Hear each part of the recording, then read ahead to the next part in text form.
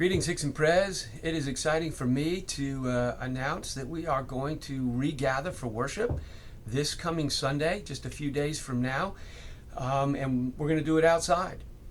Yes, I said outside. We're going to worship in the parking lot right out in front of the church offices.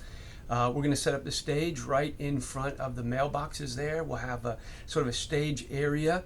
We're going to create a little buffer zone, a neutral zone between the stage and the congregation that we'll ask you not to cross. We're going to use the lines that are already in that parking lot to help us socially distance. We'll use chalk and the current lining to create a worship space for us. And therefore, we're asking you to park in the parking lot that is closest to Jackson Mill Road, as well in the parking lot out in the back under the basketball hoop. And then we'll block it off so that the worship area is traffic free. You can also park around back, but you'll need to come around the day school side, the street side of the church. The office side of the church, the creek side, is going to be blocked off with tech equipment because that's where the stage is. So we ask you just not to come that way, please. With all that being said, we're also going to try to worship at 10 o'clock. Yes, I said 10 o'clock. We're trying to shave a few degrees off the temperature since we're going to be outside. It's supposed to be sunny and maybe a little bit humid, and those very things which may be a little uncomfortable for us being outside are also the things that may make us a little safer because COVID-19 doesn't like them, probably more than we don't like them. But there are advantages to being outside. So why are we doing it outside? Well, for a few reasons. One, we have unlimited seating. Inside, we will have limited seating. We not only have unlimited seating, we have unlimited spacing so that you can spread out. There's lots of room for us to spread out, and it has perfect ventilation. You can't get more ventilated than outside. So once we're spread out and ventilated, we will not require masks. They will be optional. We want you to feel free to wear one. If you're more comfortable wearing a mask, please do. But they're optional outside because of the conditions, and because it's so well ventilated and we're outside, we're going to sing more. We'll sing several songs outside.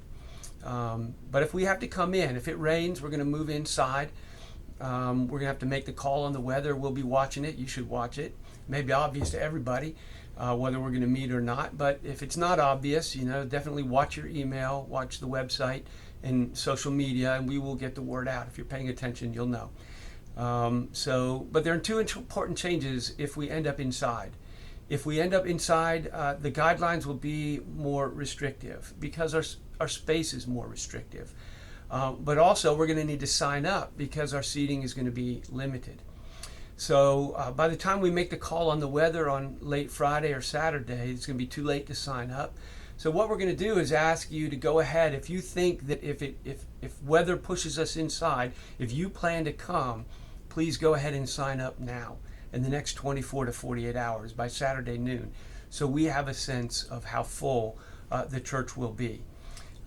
So if you do that, it will be so helpful to us. But we're going to ask you, there's a link in the email that sent you this video to sign up, but we're going to ask you not to sign up until you've had a chance to read the full letter that was also attached to this email along with this video.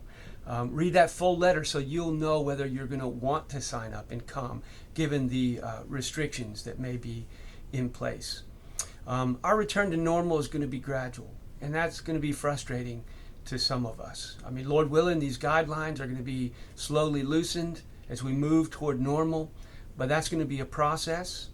For now, things are a bit uncomfortable, and I've got to tell you, I get it.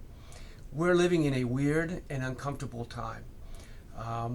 And some of the things that we're being asked to do, we don't want to do, and they make us uncomfortable. So as you read those guidelines, some of you are going to love them. And some of you are going to find them uncomfortable, and I want you to know that I understand that. But we want to keep meeting. There have been churches who have entered too quickly to loosen restrictions in their meeting and have had to close again because of problems that they've encountered. So we just want to do it slowly, wisely. We will continue to loosen, see what happens, watch what's going on, and try to make the wisest decisions in love for the flock that God has put us in charge of. So no matter what you think personally about the guidelines that are attached, please plan to abide by them. Your pastors, your elders are asking you, regardless of what you think about them, to plan to abide by them. It will be good to be closer together. There's a cost to that, but it will be good. It'll be good to see each other's face, to be able to talk across a little bit of a distance, to enjoy being together, to sing together, to hear God's word preached. I'm looking forward to preaching it to actual people rather than empty seats and to a bunch of puppets or whatever is out there. I'm looking forward to preaching to a group of real people, of worshiping together in the fullest sense. And so whatever we have to do to be together, I encourage you to embrace it out of an abundance of caution for those who are at risk, out of abundance of love for those who think differently than you do. Let's die to ourselves and sacrificially love our neighbors and do what we need to do to be together again. Thank you for your cooperation. And Lord willing, I look forward to seeing many of you on Sunday. God bless, and we'll see you then.